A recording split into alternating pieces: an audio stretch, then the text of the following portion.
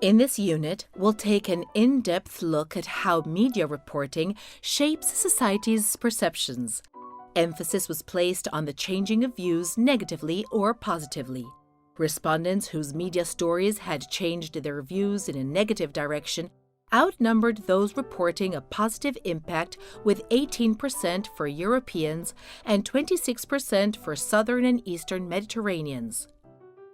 Whereas, when comparing positive view changes, we saw a difference with 8% from European countries compared to 21% from Southern and Eastern Mediterraneans.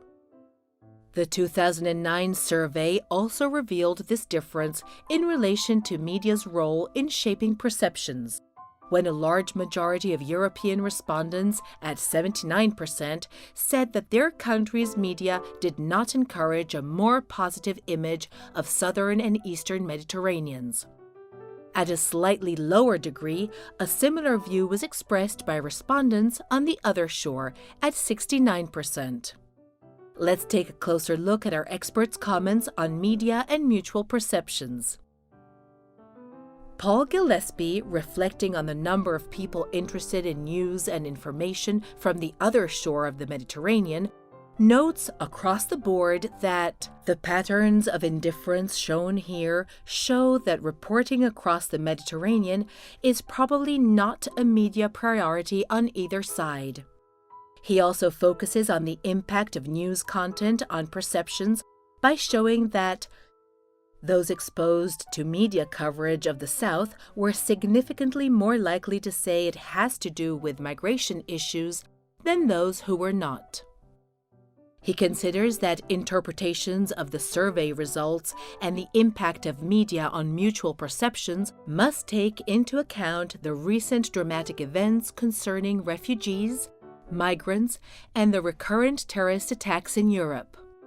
He further states that impressions of media coverage need to be deepened by research, with findings debated by the same journalists and editors.